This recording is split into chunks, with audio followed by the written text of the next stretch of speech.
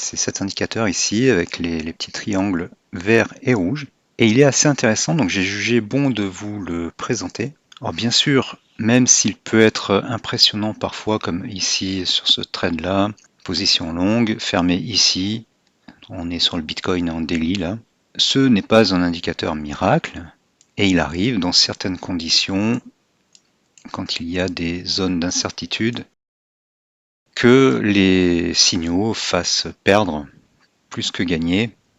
Par exemple, si je me mets en unité de temps courte, voilà, ici on a des achats, des ventes.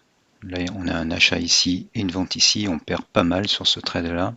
Ce genre d'indicateur fonctionne bien quand il y a des corrections très nettes et de forts swings dans les deux sens.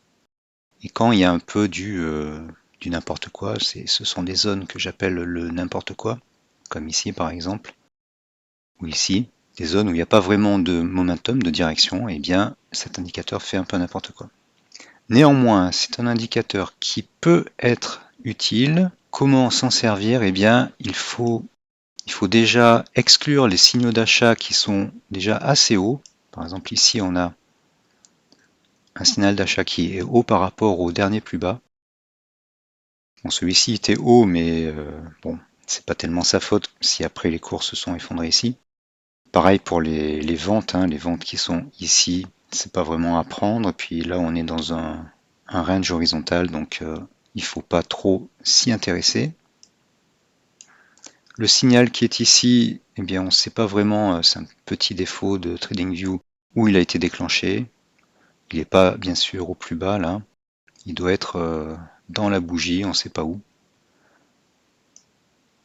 Et inversement, le signal de vente ici, on ne sait pas trop où il est. À mon avis, il est plus ici qu'ici.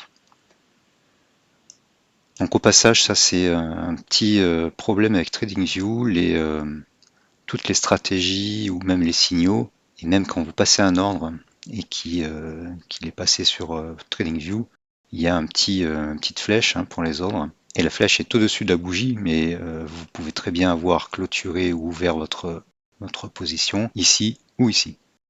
Donc méfiez-vous quand il y a des stratégies. Parfois ça a l'air tout beau, mais en réalité c'est pas tout beau. Donc on va chercher plutôt les ordres d'achat qui sont près d'un plus bas et surtout qui sont plus hauts que le précédent. Là on est dans une tendance baissière, une correction. On a trois ordres, trois triangles verts qui sont baissiers, enfin qui sont de plus en plus bas. Et le vrai signal, ça va être celui qui est plus haut que le précédent. Alors bien sûr, parfois il y a un seul signal, il y a un rebond.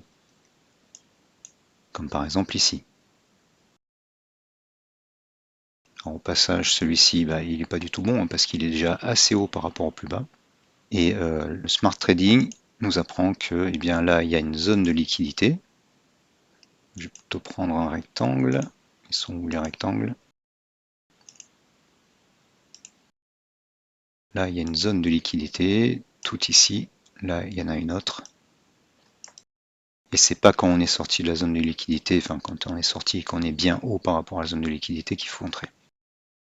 Là, ça se solde par un succès, bien sûr, mais c'est pas une raison.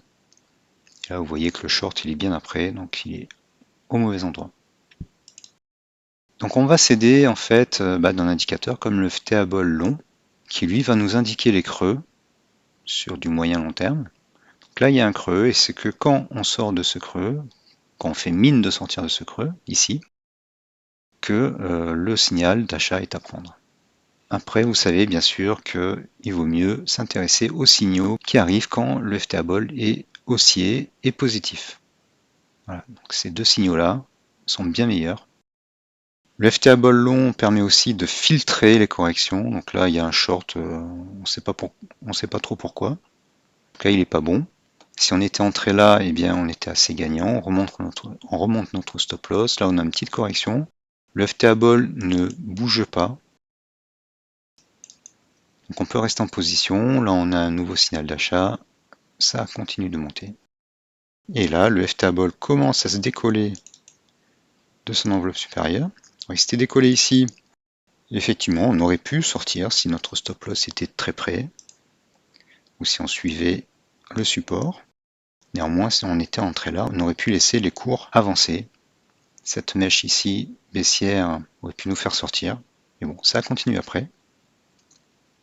Et là, pour remédier à cette sortie, on voit que sur le DAS, eh bien, ici, la courbe orange repasse au-dessus de la courbe bleue, et même au-dessus de 10, de plus 10, qui est un signal d'achat dans la méthode DAS. On a aussi les barres vertes qui apparaissent. J'en profite pour vous rappeler les signaux sur le DAS, de la méthode DAS.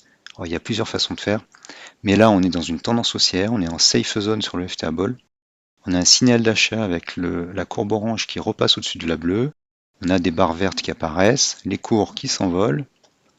Le upper ici, c'est la courbe grise qui passe au-dessus de la ligne supérieure.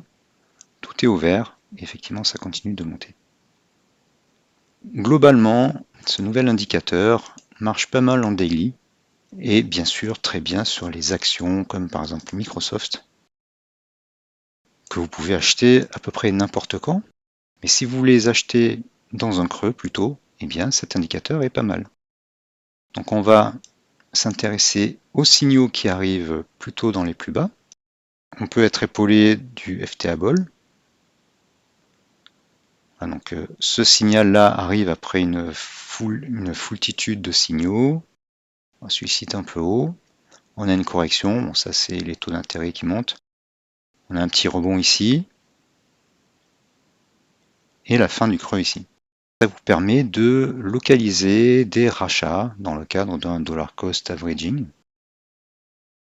Et vous voyez que là, en fait, on a deux achats, mais il n'y a pas de troisième achat plus haut que le précédent. Donc là, moi, ce que je fais, c'est que je regarde le FTA Ball. Là, il est en safe zone et il sort de la safe zone ici. Donc c'est par ici qu'on va racheter. Si vous voulez utiliser le pattern VCP de Marc Minervini, eh bien, bon là, c'est pas très propre, mais ça serait plutôt par ici. L'indicateur montre également des zones de breakout. Donc dans les hausses, voilà, là on le voit bien. Chaque fois qu'on a un breakout, eh bien on peut renforcer. On le voit encore mieux ici. Chaque fois qu'on a une bougie qui casse la petite ligne qui précède, eh bien on peut renforcer. Il y a celle-ci qui est pas mal. Lind, voilà, donc c'est haussier tout le long, il y a une petite correction ici.